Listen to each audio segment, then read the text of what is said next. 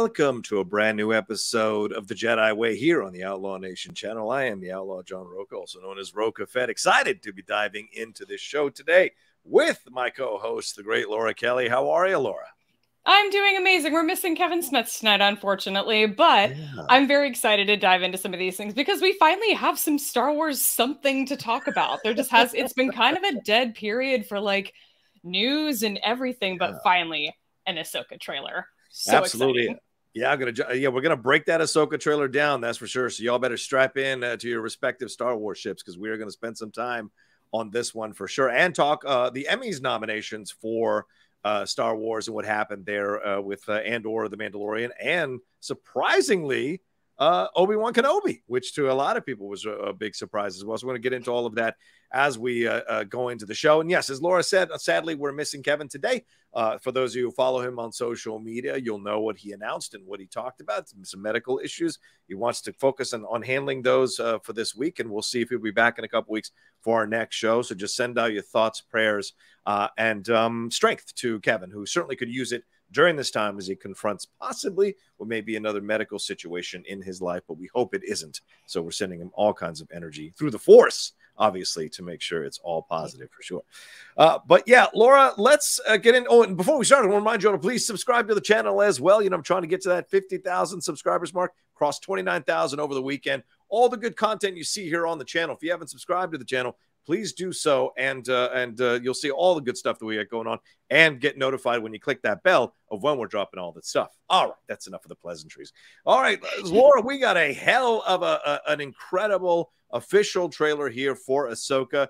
Both the first two episodes dropping on August 23rd, but man, what this trailer is an absolute Star Wars Rebels fans' dream in so many ways. Very much confirming that we are moving from animated into live action. This is essentially the 5th season of Star Wars Rebels, it feels like. And we had so many allusions to Star Wars Rebels throughout, but Ahsoka being the focus here. And we're finding out more about her relationship with Sabine, her relationships with Ezra, with the Council, with everybody involved here and what she's going for. And we get a little more time with the new, I don't even know what you want to call them. They are not Jedi, as they say right off the bat, but the new characters here that we're going to get from Ray Stevenson, Baylan and Shin Hati here jumping in. So there's a lot, Laura. Overall thoughts on this trailer here for Ahsoka.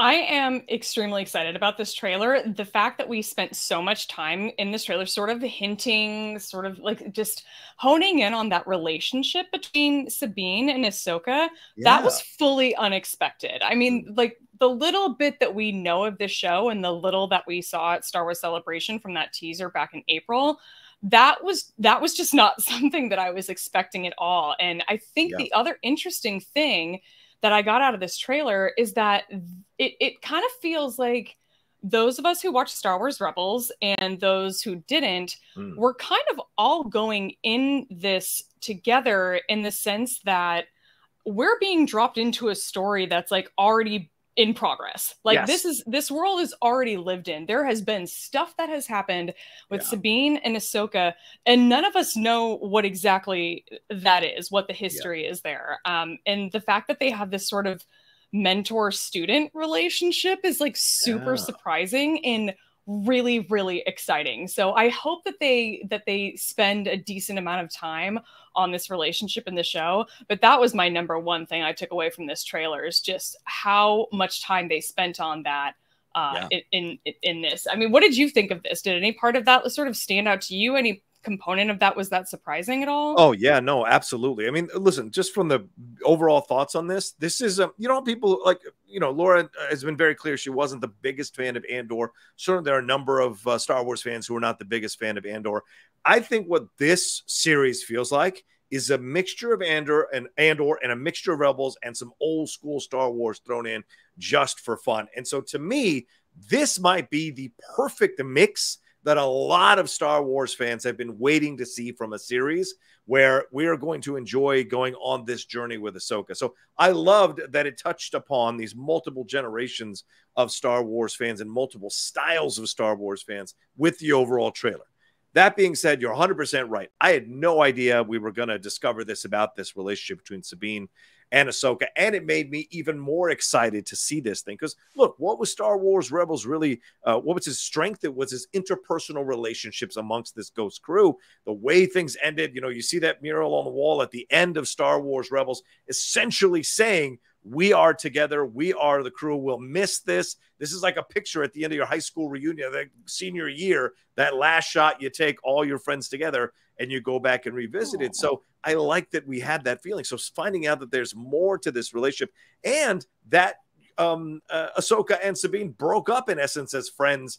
And it's Hera, of course, the captain, who's got to get them to come together because there's a bigger threat that they have to put aside their issues with each other for and learn to work together so that they can take on this big threat in Thrawn. So it makes sense too, because Ahsoka, she's very much a headstrong person from the first time you meet her all the way through. She walks away from the council. She fights Anakin / Vader in that great battle in Star Wars Rebels. She fights oh gosh, why am I forgetting the guy was cut in half. She fights him and has a great fight with him as well. Was that Maul? Yeah, Maul, Darth Maul. Okay. Fights. She's not afraid. She's not afraid. She's just, sorry, you know, it's COVID brain. She's not afraid of anything. She'll fight anyone. So she's got a strong opinion on things. Sabine herself, which I felt as I was watching Rebels, Laura, I thought Sabine was coming on more and more in the final seasons of the show, and it almost felt to me like, why aren't they focusing on Sabine? Why are we focusing on trying to redeem Ezra and teach Ezra and what have you? Sabine is clearly ready and able and willing to learn more about the Force and possibly be a Force user, a Force wielder, and be a much more badass leader.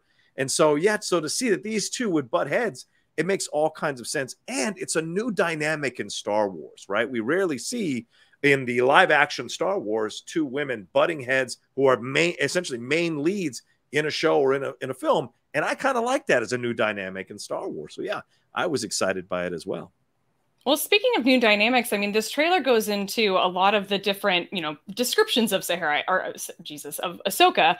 We've got, I think those words up on the screen: Rebel, Commander, Jedi, and Outcast, I think, are the four that we see.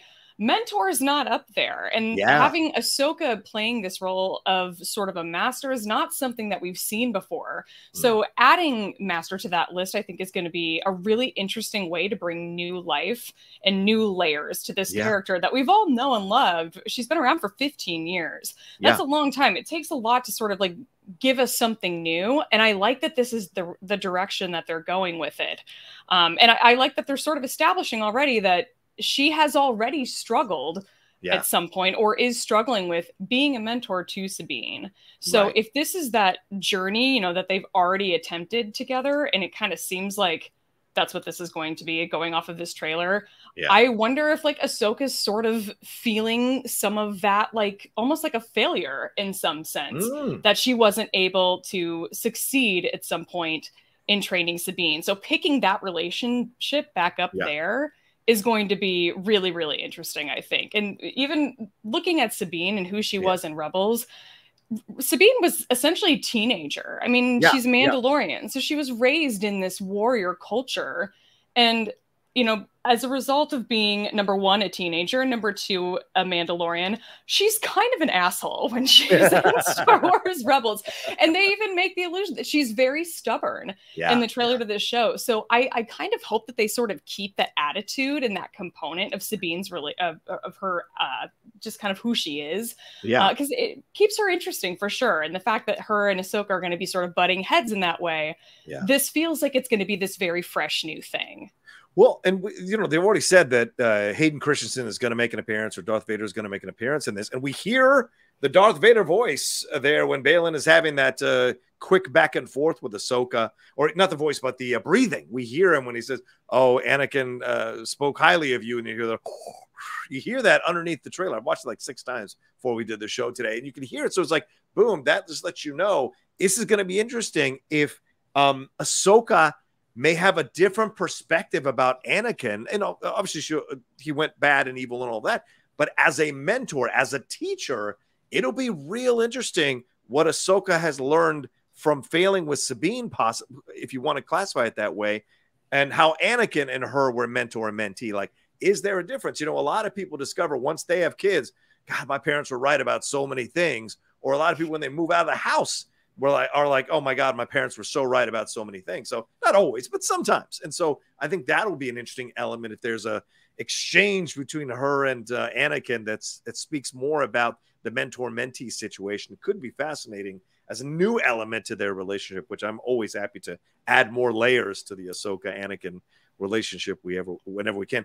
Let's move on to this other mentor-mentee situation here. Laura, I've got the pictures up here. Yeah, with Baylan and with Shin Hati. And there is, when they get to this star map, we see the star map that comes up. Baylan is the one that says to Shin Hati in the trailer when she's asking about finding Thrawn. He says, you'll get power like you never imagined. So clearly we're seeing Baylan, who is a mentor to Shin Hati, as a mentee, and we're seeing her stand on her own, taking on that New Republic ship there, taking on Sabine later on in the trailer as well, talking about you have no power here, whatever. So their situation is going to be real interesting to explore as well. A lot of people speculating who Baylan may be, or based on, or whatever, but the orange Jedi lightsabers, we still don't have an explanation for that. But clearly they are on Morgan Elsbeth's side, which means they're on Thrawn's side. So what was he a Jedi, even though he says we are no Jedi, which is a play on Ahsoka saying I am no Jedi to Vader and Rebels. So what is their story? What did you think about what we got from them in the trailer? You know, he has one, I mean, he is the one, I think, that opens the trailer by saying, yes, war is inevitable. One must destroy in order to create. Yeah. We are no Jedi. And I love that line so much, that we must destroy in order to create. I am so curious where this relationship is going to go, because there's so many different ways you can kind of interpret that. I mean, that can be, for sure, that can be a bad thing. You can definitely take that as like kind of a sort of Sith like philosophy, but it also sort of made me think of one of the recent High Republic books where a chancellor, who's like a good chancellor in this era, it's not like a Palpatine situation, she's actually a good person, talks about when you're negotiating, or two parties are negotiating and things are just breaking down, that sometimes the only thing you can do is just flip the table and start all over again. And so it's not necessarily, like, I don't necessarily think of that as just being like this very dark side take. Yeah. And part of me is also kind of wanting to lean into the fact that, like, it's sort of been, I feel like it's been kind of confirmed by Dave Filoni that these are not Sith, because they don't have the red lightsabers. They're orange. They're purposely orange for a reason. We just don't know what that reason is yet. So I feel like these characters are going to be, you know, there's going to be more to them than meets the eye, which they have to be, because you've got these complex layered characters in Sabine and in Ahsoka, and you need to have something that's going to be a foil for that, that's going to match it. So I really think that these characters, Shin Hati and Baylan Skoll, are going to be great. And I know that recent interview with the actress who plays Shin Hati that came out, I think, in Entertainment Weekly, and she was talking about, you know, I feel like she sort of made it seem like we're all going to fall in love with her a little bit. Maybe it's a love to hate thing, maybe not, but I'm like, yeah, I live for like a dope villain. So I'm pretty excited about this and about what their relationship is going to be. But what did you take away from the trailer about what sort of counterpart these two are gonna sort of play in terms of the light side, dark side? Well, I mean, the trailer near the end shows you, right, Baylan fighting Ahsoka and Sabine fighting Shin Hati. So to me, those two things make sense for at the stage that this show is at, right? Because clearly it's been said that Thrawn, or it's been hinted that Thrawn is going to be the big baddie in Dave Filoni's movie. So they're not going to take out Thrawn in this series, clearly. So it's going to be whatever is going on, whatever Baylan's purpose is here, and what he's going for. This is what's going to be an interesting twist in the show, because right now, yes, they're with Morgan Elsbeth, who we saw, of course, in The Mandalorian, her battle with Ahsoka Tano there in the season 2 of The Mandalorian. She's clearly on Thrawn's side, but she doesn't know where Thrawn is either, right? This is interesting, because you've got one set of bad people, and one set of good people, both looking for Thrawn. So it's going to be real interesting to see what's happened to Thrawn too, because Thrawn's been thrown out into the Outer Rims. God knows what he's been exposed to, or what he's going to pick up or accumulate, or, you know, integrate into himself, or whatever knowledge he's going to pick up. So that could be an interesting twist as well. Where is Thrawn going to lie? What kind of version of Thrawn are we going to get as the heir to the Empire? I'm going to be real curious. But with Baylan and Shin Hati, Ivana Sakno is the actress. So you might be right here in her comments, interpreting comments.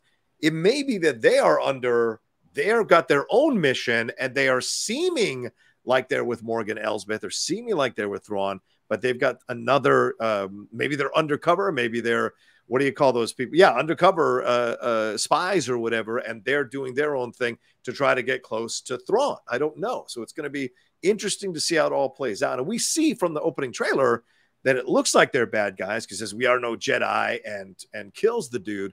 But what is that dude doing? We don't know. Is that dude a good dude? Is the New Republic stuff good, bad? What are they corrupt? What's going on with the ship? So we don't know initially what the situation is. So it could be interesting to see where we're going with these characters. But I like them both.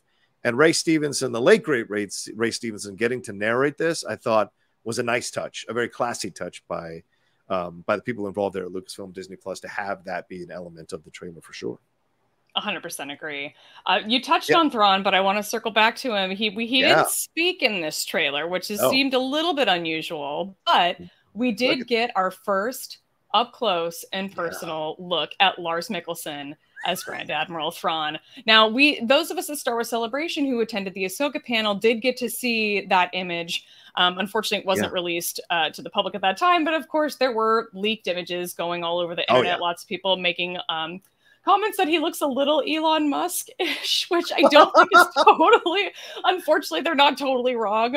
But what are your thoughts getting this first up close, high resolution shot of Thrawn? What do you think? I like it. You know, I liked him in House of Cards. He was great as the Russian prime minister, the Russian president. He was so good in House of Cards. So having him come in here with his special kind of acting, and I don't know how many brothers have ever been a part of Star Wars. So having Lars and Mads both be a part of Star Wars is really interesting. Are one of the Skarsgård brothers, are they having thoughts maybe about joining or the sons rather, joining? It could be real interesting to see all of that. But yeah, I like the look. I don't see the Elon Musk thing. Maybe some other people do. This guy's in way better shape than Elon Musk, so I don't see it. And he's much more badass than Elon Musk and much more intelligent than Elon Musk. So for me, I don't necessarily see that, but I like the look. I like the red eyes. I like it's almost the way he's moving in the trailer too.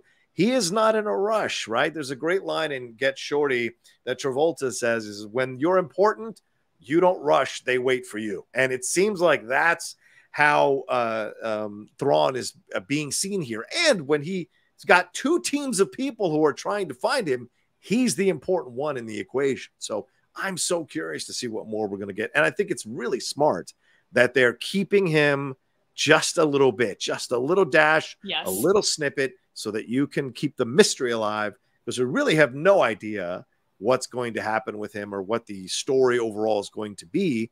Because if you read the Heir to the Empire books, that's all Luke, Han, and Leia going after Thrawn. It is not this current crop of people in this particular show. So I liked it for what it was. Yeah.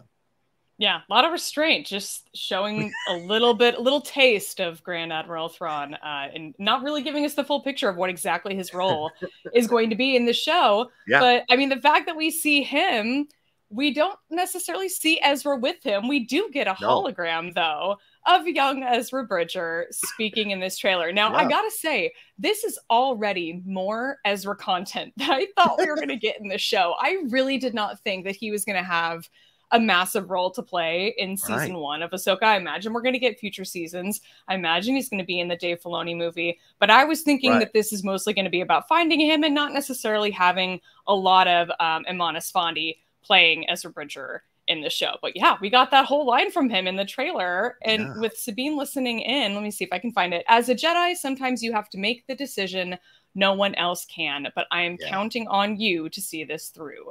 Saying that to Sabine. What are your thoughts on Ezra making his live action appearance? Again, I think this is the perfect way to do it. Just a little bit, just a little shot here. By the way, the framing of that shot was incredible in the trailer as well. Very old school Star Wars, all original trilogy Star Wars, which I loved, and Rebels. Those framings, it was Filoni influenced by Lucas, of course. The framing there was so good. And we see that Sabine is still haunted by the loss of Ezra, haunted that they didn't complete their mission, haunted wondering what's been going on with Ezra this whole time. So clearly checking in with his words, checking. It's like playing a voicemail, right? Baron Zemo playing that voicemail over and over again in Civil War? One of those where they drop the country on top of people. Yeah, he's playing this the over and over again, his wife's voice, because he misses her. And so I think with Sabine playing this, essentially playing a voicemail over and over again, because she's clearly haunted or feels guilty or misses at its base, misses Ezra. So I like that we're getting a little bit, again, just enough to get us excited, because it isn't about Ezra, right? It's about Sabine, and Ahsoka, it seems like from this trailer, is going to be the focus. And then eventually they'll get to Ezra, which may be what, the 6th, 7th episode, maybe they'll get to Ezra, and then moving on to Thrawn. So going to be real interesting. And I don't know if we're going to have separate Ezra scenes, right, where he's out there somewhere doing what he's doing. So it's going to be real curious, but I liked what we got here overall. Well, but let's not move off Sabine yet. Laura, talk to me. Is this Lothal? Are we seeing Lothal? Is this Lothal? I feel like that's Lothal. It 100% is Lothal. That is live action Lothal right there, straight out of animation. It looks like it's a very, very accurate copy, basically, from straight out of the animated series. It looks absolutely beautiful. I just recently rewatched seasons 1 and 2 of Star Wars Rebels, and I think it's the first episode we see that long highway surrounded by all of those tall grasses and the Lothcats poking out, like, just utter perfection. I think this is one of the things I'm most excited to see in this series is live action Lothal. I think a lot of people sort of came into Rebels, or came out of Rebels, thinking that Lothal is kind of our Tatooine equivalent. I don't think that at all. Tatooine is so boring, and Lothal is so pretty, especially even like before the Empire was driven out by the end of the show. Lothal was still absolutely gorgeous as a location in its animated form. So to see what it's going to look like post-Empire in live action, I think is going to be a real treat. I'm very excited. Laura, I have to ask you about Hera. What did you think about Hera? We get much more with Hera Syndulla here. Mary Elizabeth Winstead. Did she capture what we think Hera Syndulla is? Did she really capture the look and the feel and the vibe, her driving the ship? What did you think of getting more with her in the trailer here? I think the feel and the attitude, the feel and the attitude is there. I am not personally a huge fan of the look. It's still a little bit of a jump scare with those bright contacts, I'm not gonna lie. And John, I don't understand. Why are the Leku tattoos gone? Like, there needs to be a canon explanation for this, because otherwise, if it's merely just a design choice, it's so dumb. I don't understand it. I'm so sorry. I want to love it. I really do. But those two things, if they just fix, like, just let her have dark eyes. It's really fine. It looks way more normal. And if we brought back the Leku tattoos, like, ugh. So I'm more excited now. We got a lot more Hera Syndulla in this trailer, obviously. We just recently, this past weekend, had the leaks from Star Wars Lego, where we actually saw the Lego figure of young Jason Syndulla. So we now know he's more than likely going to appear in the show at some point. Doesn't appear in this trailer at any point. But, you know, Hera's always been one of my favorite Star Wars characters. I'm a little bit skeptical of how this is going to play out in live action, but I know that I'm going to love it eventually. I was thinking about this today. Like, the minute she refers to somebody as Love, that's like a pet name that she uses in Star Wars Rebels, and I love it so much, I'm going to melt into a puddle. I'm going to love it, and I'm going to never look back. So I kind of, it would have been nice if they actually would have done that in this trailer. I would have been on board already. Do you think it's because they don't want to confuse the mainstream Star Wars fan? Because let's be honest, we watch Rebels, but a lot of mainstream Star Wars fans are not going to watch Rebels, and they're going to dial into this and see what's going on. And do they think that this is a way of not confusing people because we see the designs on Ahsoka and then removing the tattoos off Hera? Is she undercover? Is this on purpose? Was this something, like you said, is canon? Or was it simply because they didn't want people to confuse them in terms of species or characters because there's two females? Look, I know you guys think I might be crazy in suggesting that, but, you know, executives have suggested crazier shit that I'm saying right now. So I wonder if that's possible. I don't know. I truly don't know what the explanation could be. And I just will never stop being just confused at how they did Garza Fwip so well in the Book of Boba Fett. How she looked so good. Just unbelievable. And now we've got this for Hera Syndulla. I'm like, really? You're not put the money into that for a character who's like barely on screen and dies in 2 episodes? You're not going to put... Okay. I don't know. I've seen a lot of cosplayers do it way better than this, Sean. I just don't understand it. I'm sorry. I'm sorry. You're not wrong. I imagine I'm going to find that out when I go to Comic-Con next week and see some people with those appropriate tattoos at Comic-Con. So, but I want to add this for those of you who maybe didn't watch Rebels, who are watching our show, to show that what Laura was talking about, the differences in the comparison between the tattoos and live action. There's a difference. You see on the right there, you see those designs and the tattoos on her, but then they are missing from Mary Elizabeth Winstead on the left there. So that's what Laura is referencing. For those who didn't watch Rebels, that's the comparison issue. So yeah, I can see the complaint, absolutely, and then seeing people go crazy about it or get passionate about it, I should say, on social media was certainly an interesting experience, to say the least. I want to move on to a Laura special here. I'm going to play the video, and Laura, you tell me. Wait, is this it? No, yeah. You tell me, what is this temple? What is those markings? I know we see the star map and all of that, but what is that temple, Laura? I need to know. I'm going to put it up. What is this? What is the connection here? What's going on? Anything you can tell me, Laura Kelly, from this shot here, because that looks like a version of Stonehenge in space, for God's sake. It does. Okay, so I tweeted about this today, and I was joking. I don't actually think that it's geode from from the High Republic and his Vintian family, but if it is, that will be the freaking funniest way that they could ever bring anything from the High Republic into live action. Geode is like a live being, but he's also a rock, and he's a navigator in the High Republic, and it's just a constant barrage. The whole book series is like a constant barrage of jokes about him just being a rock, and it's amazing. It somehow works every time they reuse the joke. But I think one of the things that I only just noticed, I think, while you flashed one of those images up there, was the sort of dark red forest that looks like it's behind Baylan in this scene. And I did not even notice that before when I was watching this trailer. And it looks like it's the same scene where they have this sort of star map that's up.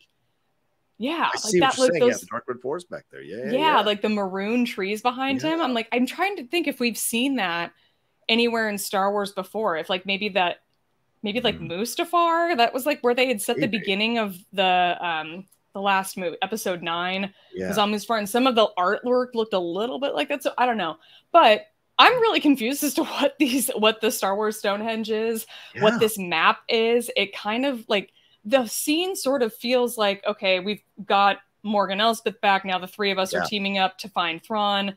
Here's maybe her pulling up a map of how to seek him out in the unknown regions, wherever he may be. I truly am not sure what we're looking at here. I kind of hope that it's like one of those things where it's just a brand new concept, and all of us who are like who are speculating about what this could be, whether it's something to do with the world between worlds, whether they're in the world between worlds while the map is up, I don't know. I kind of hope that it's just something brand new. Do you have any speculations about what this could be? No, but it fits within Star Wars Rebels. Remember Rebels? I mean, they went into different planets sometimes. They found these artifacts sometimes, as you said, the world within worlds and all this kind of stuff. So it fits within Rebels that this would be some kind of old temple. And it isn't the last time that they've done. We had the Wills in The Last Jedi, we had in Rogue One, we saw with Chirrut Imwe, we saw with Baze Malbus talking about the old temples and things. So the idea of this mythology being generations or centuries old makes sense. So someone like Baylan, who maybe has done the research on all of this, knows exactly with Morgan Elsbeth where to go to conjure this stuff up to try to find Thrawn. It must be old school tech there from maybe even, as you said, earlier to the High Republic times. I don't know. So it's going to be real interesting to see what that ends up leading us to. Before we come into our break, because we're not done breaking down this trailer, there's so much to talk about here. I want to ask Laura about another thing. You mentioned World Within Worlds. We see the ones here in Star Wars Rebels. Laura, we also got this. You tell me. This feels like the ones, the daughter. I mean, I don't know, or am I way off base on this as a Rebels fan? Okay, so here's one thing. I'm really excited that you brought this up, because I think one of the things that I'm most excited about the show, and one of the things that I missed desperately in Andor, is weird Force stuff. Yes. We have not had enough weird Force stuff in so long, and that is just Dave Filoni's specialty. Yes. So give me Mortis references. Give me the world between worlds. Make it as weird as you want. I'm fully on board. Now, I've seen a lot of this sort of talk that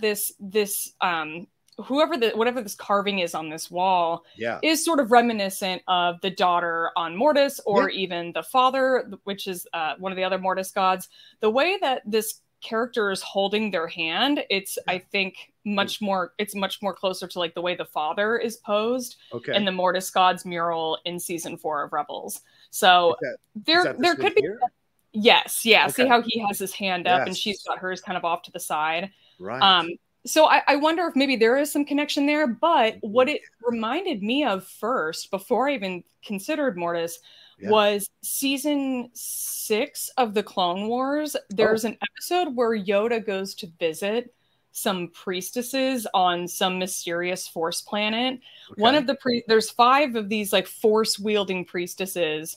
One of them is named Serenity, and Serenity is the one that like mostly talks to him, and she looks a little bit like that character.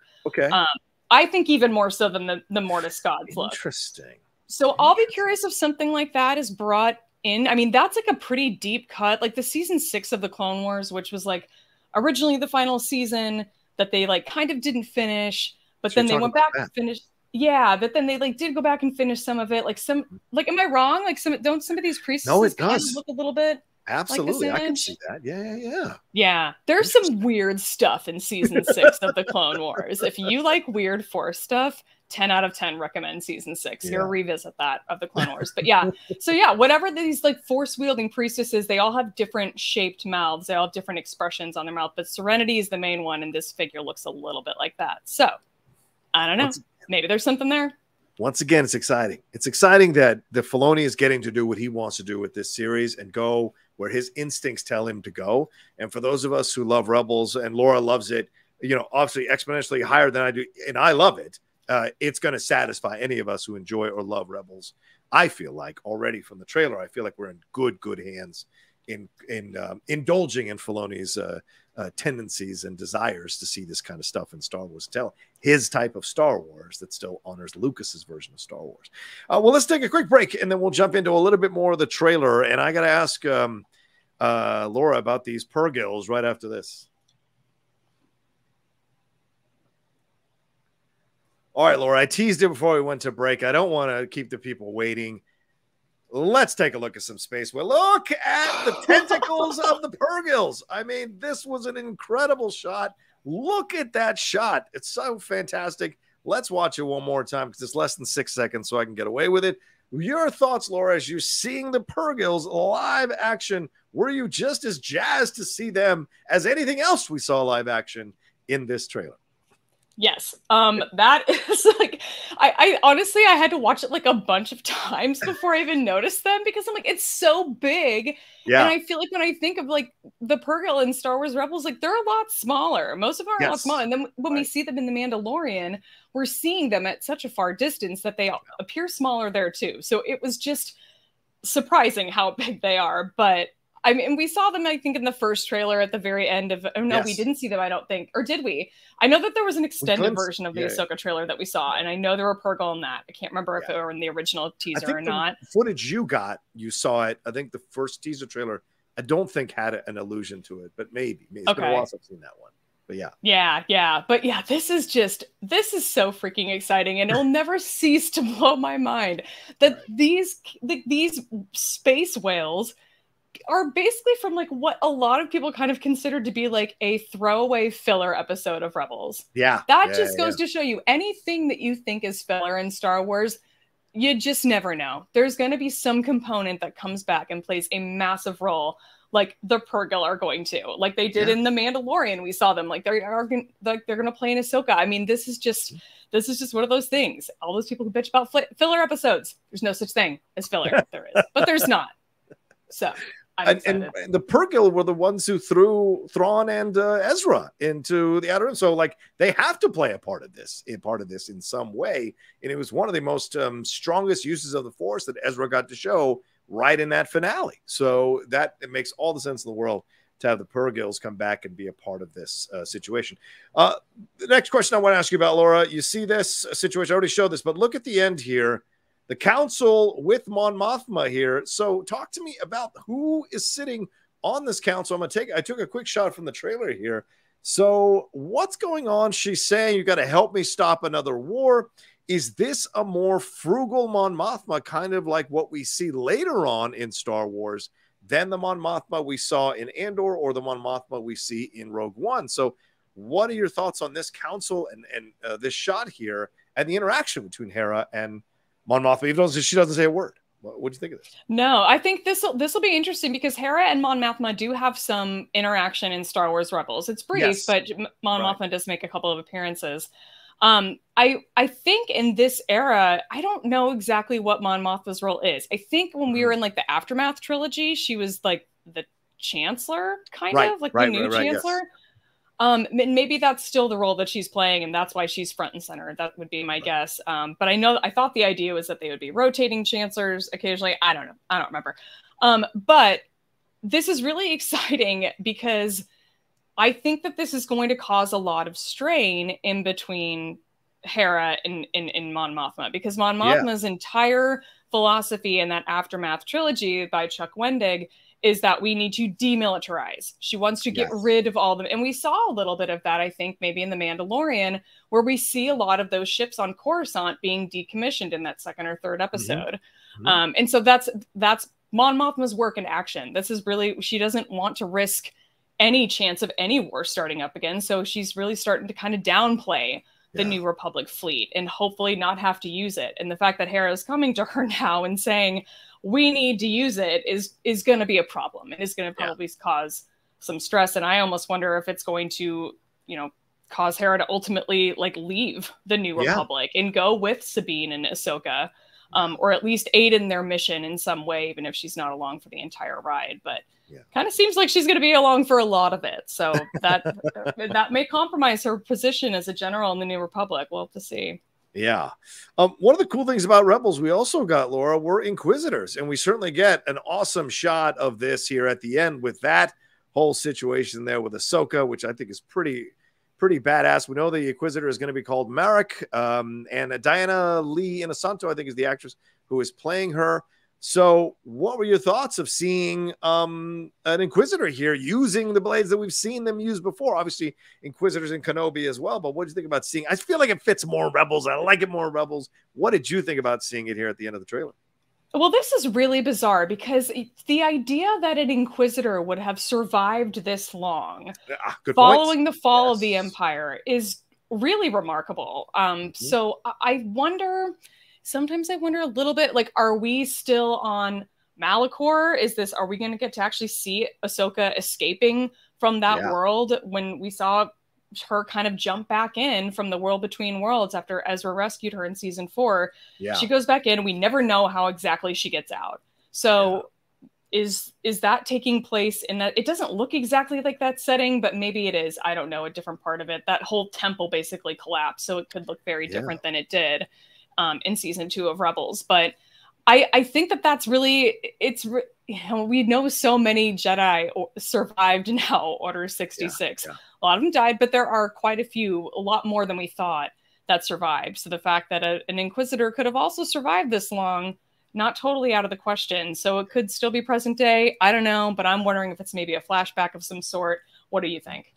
I don't know. It could also be like, if it is Malachor, that temple could be where they performed those experiments on the Jedi.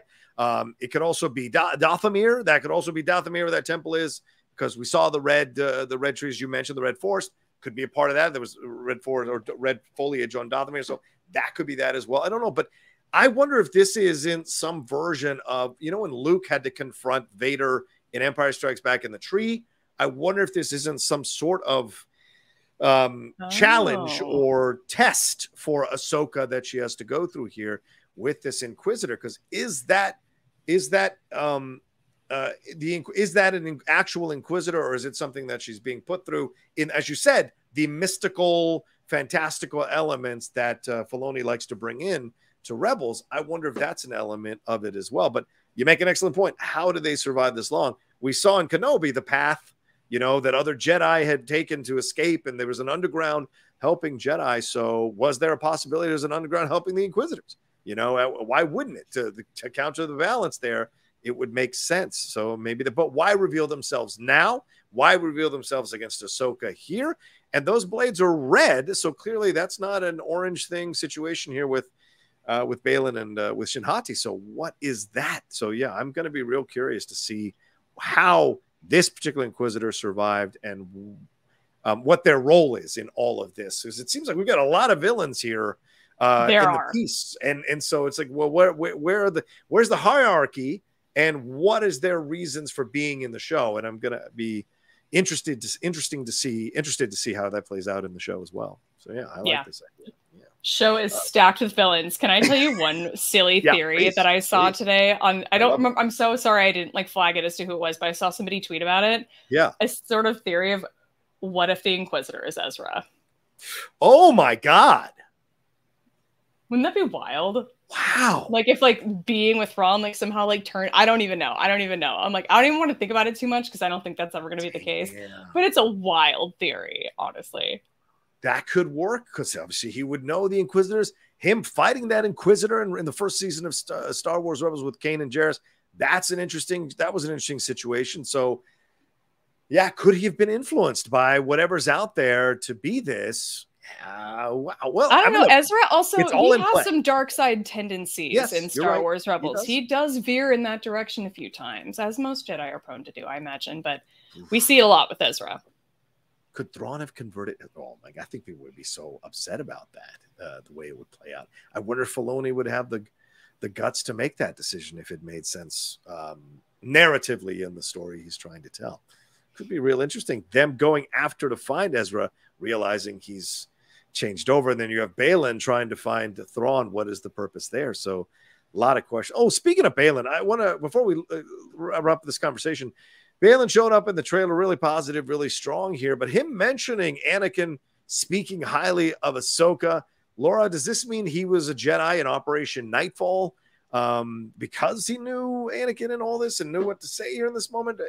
Do you think he's a fallen Jedi who's gone over and become something else? We know about Grey Jedi. We know about Grey Paladins in Star Wars. Is he possibly that as well, and was part of Operation Nightfall and has now kind of gone somewhere away from the Jedi?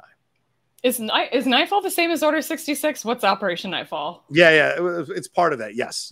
Okay, so, got it. Yeah. I don't know. I'm a little bit confused because he's clearly was a Jedi at some point. I think that's been established somewhere in all of the press that we've gotten for the show, that he was a former Jedi turned mercenary. Right. But I guess we don't know exactly. We don't know. I mean, obviously he's a human. We don't know in this story how old he is.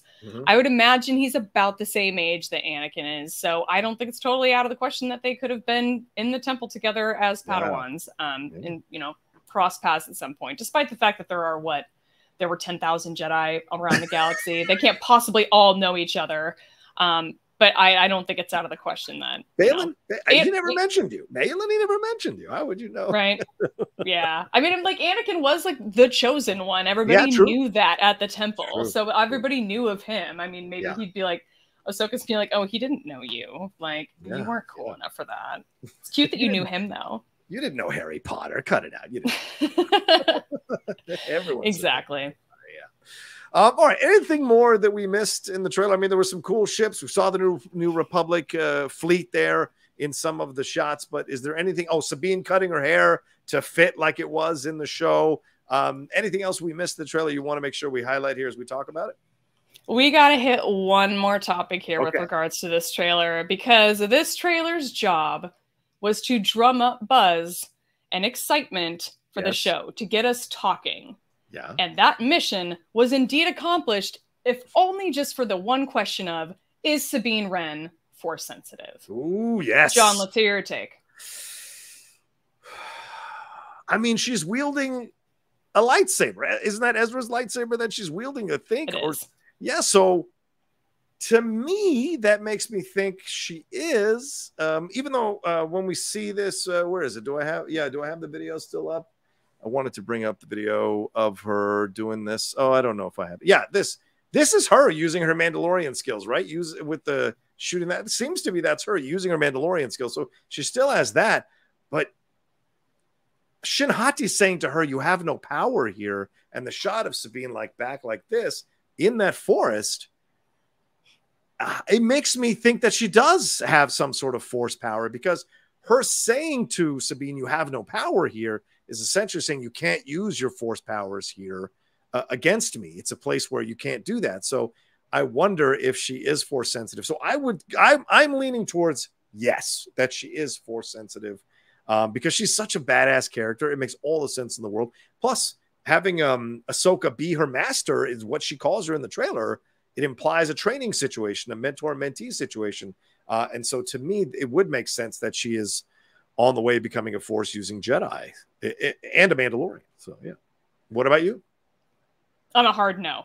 It's a hard no for me. Okay. Well, thanks for letting me go first, Laura. Thanks for letting me go. No, exactly. But we need to have different points of view, John. That's why that's what makes this show great. True. So I think Dave Filoni employing a major retcon, like making Sabine force sensitive, is pretty much out of the question. That seems that's hard for me to buy into. Okay. I also like the idea of forceless Jedi training. We've kind of seen some non-Jedi in the past practicing the Jedi arts before. General Grievous is kind of falls under that category. I think we saw in the Bad Batch, we saw Omega learning how to meditate and sort of commune with nature when she spent time with Gungi in the most recent season. And we've seen Sabine do some saber training in Star Wars Rebels with Kanan in the past. So having sort of forceless Jedi training has not ever been a central storyline before. And I think that would be really interesting for them to go that route. That would be something different for sure. I also think it's really not hard to believe that Sabine is just a gifted warrior, especially that, she comes from a warrior culture where weapons are part of the religion. You've got people like Hera Syndulla and Han Solo who are super gifted pilots. They're not force sensitive, and no one's ever questioned whether they were. So I don't think everybody has to be. If they end up going that route, I'm not going to be mad about it. I would be very surprised. I think this trailer is trying really hard to make you think that she might be force sensitive. Good point. And it's gotten a lot of people talking. It's gotten a lot of debate going online, and it's been really interesting to see it all play out. But I'm going no on this one. Okay. All right. It could be a Finn situation, right? I don't know. It could. Right? Where we're just kind of figuring it out as it goes along. Yeah. So it could be interesting. I like that idea. All right. Well, there you go. That's our breakdown of the trailer. I mean, we spent 45 minutes on the breakdown of the trailer. So that should tell you how much there is in the trailer and how much we're excited to see what's going on. What's going to be happening on August 23rd. And Laura and I are blessed to be able to get these episodes early. So, we'll have our thoughts and our reviews on the show as well coming up when we're allowed to get those. And Laura, I keep checking every day because we're just a little bit over a month away from it. So I'm like, let's go. Maybe after Comic-Con, we'll get them for sure. But let's move on to our last subject here. Let's talk about the Emmys. Those were announced today. Star Wars, phenomenal showing for the Emmys here. 23 nominations in 21 categories. Andor was nominated in a total. We got a total of 8 nominations. Kenobi had 5. The Mandalorian had 9. And let me bring up the big ones here. First here, we got Outstanding Drama Series. Andor was nominated in that. Outstanding Limited or Anthology Series. Obi-Wan Kenobi was nominated in that. Outstanding Cinematography for a Series. The Mandalorian, the episode Chapter 20, The Foundling, with Dean Kundi as the DP there was nominated. And Outstanding Cinematography for a Series 1 hour. Andor, the Rick's Road episode was nominated with Damian Garcia as the DP for that one. Some other notable nominations here. Outstanding Writing for a Drama Series, Andor One Way Out, which, of course, we all loved, by Beau Willimon. Outstanding sound editing for a comedy or drama series, 1 hour, Andor's episode The Eye. Outstanding director for a drama series, Andor for Rick's Road, again, directed by Benjamin Caron. Outstanding original main title theme music, Andor. Nicholas Britell getting a nomination, and he wasn't done. He also got nominated for outstanding music composition for a series original dramatic score for Andor episode Rick's Road. So clearly Rick's Road was a big episode for these Emmys, Laura. And there are a few other ones as well for costumes and for makeup, for special effects, and what have you. So pretty incredible stuff. A lot of people surprised that Kenobi was nominated because, Laura, you and I know it isn't the most well-received show, even though it seems to be having a renaissance or a second awakening from a number of people, again, who are reevaluating the show. And the big snubs were no Pedro Pascal, no Stellan Skarsgård, and no Andy Serkis in the nomination. Oh, sorry. No Pedro Pascal. Sorry. No Diego Luna in the nominations. Pedro was nominated 3 times, for God's sakes, but nothing for Star Wars. What did you think about these nominations and about the snubs? I mean, I think this is really exciting. As much as I was not the biggest fan of Andor, I can acknowledge that it was a very well-made show. And I think it's actually kind of cool that Nicholas Britell, the composer, is nominated against himself for outstanding music composition. He's also nominated for Succession. But I'm really happy for them. I really like the Beau Willimon written episodes that we got in Andor. I think you said that he did the One Way Out episode, my favorite episode by far of that show. And the best drama series is a well-earned, I think, accolade for this, because as much as it wasn't the show for me, I know it was a well-made show, and I don't think it had as many eyes on it as Obi-Wan Kenobi or The Mandalorian, for whatever reason. I don't know, but the fact that it still was able to achieve some of these nominations, I'm glad that it's getting the good recognition that it is. Yeah. I was a little surprised. What about the snubs? Any feelings that Diego or Stellan or Andy should have been nominated? Any surprises that they weren't nominated? It's kind of rare in Star Wars for the actors to get nominated, even though it has happened, but it's kind of rare. What did you think about it? I think Stellan Skarsgård is the biggest surprise for me there. But he had some really great work in this first season of this show, and But I think so much of the things that he did really well is a credit to the writing. So I'm also really glad that the show has been nominated for Best Writing in a drama series as well.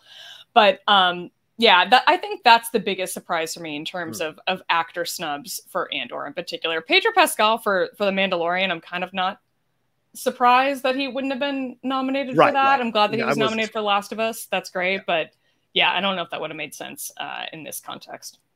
For me, I would have loved to see Diego get nominated. I really would. I mean, I would have removed Jeff Bridges, who is just being crotchety old Jeff Bridges in The Old Man, which is a good show. Don't get me wrong. Kalinowski and I go back and forth doing the Old Man imitations all the time. It's fun and it's great, and it's a damn good show. But I think what Diego was doing was something much more interesting and exciting that I think should have been nominated in that way. So, it's a shame it was, but it's a strong category. I mean, there's so many damn good actors in that category. Having to remove one, even though I would have removed Jeff Bridges, it would have been tough to do it. And I could see, obviously, the voters felt they didn't want to. And so that's fair. And Diego's got another season to go. Maybe he'll be nominated for next year's Emmys when that season comes out, and puts him through the emotional journey that he's going to go through here in that show, and be much more front and center as the lead who drives the story of the show, as opposed to a lead who had to be convinced to be part of the rebellion, which was the first season. So we shall see when that comes down. Sad part of it is Star Wars Visions 2 wasn't nominated because they didn't have a short form animated category this year, whereas Star Wars Visions was nominated when they had the short form animated category, I think a year or two ago. So just kind of sad to see that, because I think this version of Star Wars Visions, which was better in my opinion than Star Wars Visions Season 1, so I think it would have deserved the nomination even more, and maybe even won. So I don't know what the thinking was behind all of that. So, but still, 23 nominations in 21 different categories, Laura. That's pretty incredible showing for Star Wars, for sure. It shows that the Academy is, that those walls between like, oh, that's kid stuff or that's not really prestigious stuff, is being broken down more and more by these series, and more of the voters are watching these series as well. Exactly. Where I'm thinking Star Wars, we're used to seeing nominations for sound editing, sound mixing, visual effects. End of list. We generally don't get a whole lot more. So the fact that we got stunt coordination for The Mandalorian. We got cinematography and for a couple of these different shows. We got fantasy costumes. We got makeup. I mean, I'm glad that we're getting a little bit more recognition within the Star Wars universe for some of these awards. Now, awards, it's not everything in the world. It doesn't necessarily lead to more eyeballs on the show, 100%. But it's really, I think that this is a great opportunity to hopefully give a little bit of love to some of these shows and all these people who worked so hard to bring us these stories that we know and love so much. So I'm excited for them. 100%, 100%. All right, well, there we go. Laura, thank you to everybody who watched this show or listens to our show. Remember, you can always listen to the Jedi Way on the Outlaw Nation Podcast Network. We appreciate it madly very much. Laura, another fun show. Great breaking down the Ahsoka trailer with you. I knew you were the person I had to talk to you about it, because the Geek Buddies, we're going to talk about it for maybe 10, 15 minutes. But you getting the knee-deep breakdown, I really appreciated doing this with you. And it was a lot of fun talking Emmys as well. Please let people know where they can find you and all the stuff you got going on. Thank you so much, Don. This was so fun. I had such a good time breaking this down with you. I love that we bring different points of view to these things, and it just works so well, I think, for these conversations. So if people want to come follow me on Twitter, you can do so at @shutup_Laura. I'm at the same handle on Instagram and on Threads now. So if you are interested in pursuing social media outside of Twitter, that's kind of like Twitter, but not Twitter, Threads is out there for you. And it's having an experimental run, I think, at least in the Star Wars fandom, among other groups of people. But it's been fun so far. And then recently did a Rebels recap of season 1 with Force Toast. That's the other podcast that I host with my friend Alice. That's Force Toast, a Star Wars happy hour. Our bonus series started with our recap of season 1. We'll have season 2 out at some point, probably in the next couple weeks. We'll have all 4 seasons out before the live action Ahsoka series premieres. So stay tuned for those. Great. That's awesome stuff. Yeah. I think after I went and rewatched the Ahsoka Darth Vader fight after I was watching the trailer a few times. And I said to myself, God, am I going to have to do a rewatch? I'm going to have to do a rewatch. I only have a few more weeks, but I got to jump on it. I was kind of hesitating and resisting, but now I think I'm going to have to do a rewatch because it's such a great series anyway. So to get ready for Ahsoka, it makes all the sense in the world. Or maybe just watch the Ahsoka Ahsoka episodes in Rebels, which could be a lot of fun as well. But yeah.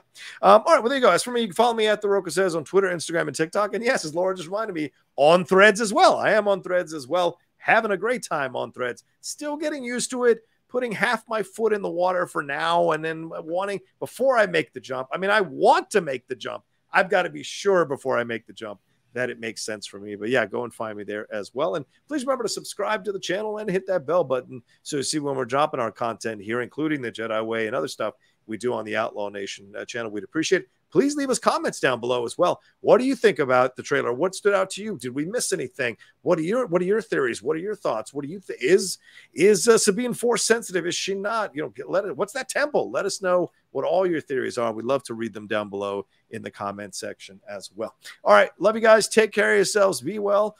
Laura, what do we have to tell them? Until next time, remember, your focus determines your reality.